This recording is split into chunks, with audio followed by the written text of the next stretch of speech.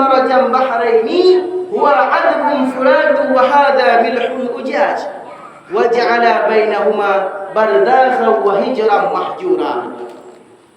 Dialah Allah yang menjadikan dua air laut mengalir berdampingan. Yang haboh mathen pet onian yang haboh dalam. Nepujit bardah dinding penghalang di antara dua belah lautnya, sehingga yang laut mathen han mampu tembus di laut yang dalam. 1400 tahun yang telah lalu nuputan Al-Quran baru berotai dunia desain dan hana pernah menyalahi dengan sain. Lagi contoh di laut Cordoba di Italia. Kait dunia di laut tabuh mathen yang tabuh tidak pernah menyatu di antara keduanya. Maka dinding penghalang di antara keduanya itu barzakh.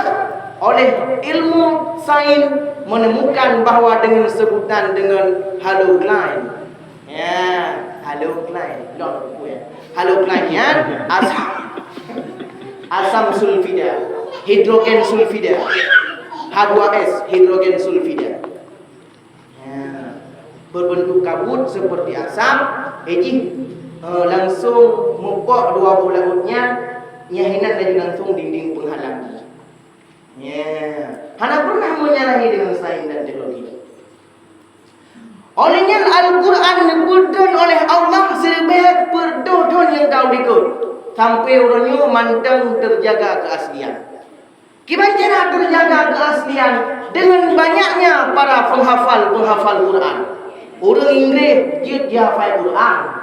Orang Arab dia hafal Quran. Orang Aceh dia hafal Quran. Orang Thailand dia hafal Quran. Orang Eropah dia hafal Quran. Orang Jepang dia hafal Quran. Bahkan di seluruh dunia orang dia hafal Quran. Ini mukjizat terbesar. Inna nahnu nazzalna dzikra wa innahu lahafizun.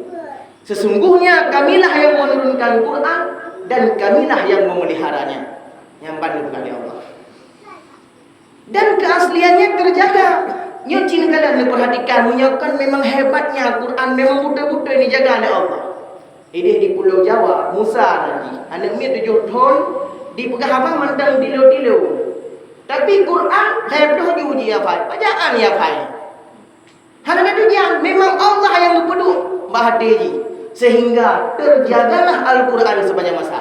Seandainya orangnya dipegang sama pengeboman yang dilakukan di Madinah, tempat percetakan Quran terbesar di dunia, mesti perlu Quran mandi.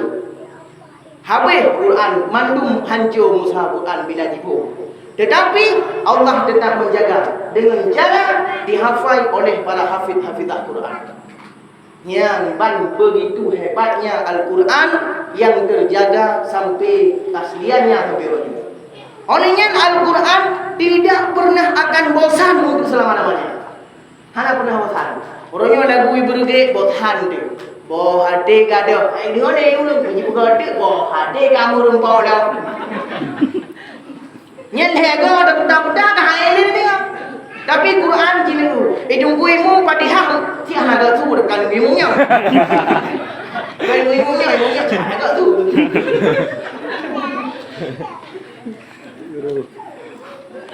Biasa orang tu. Kalau tidak boleh kasi dukun you yang lain.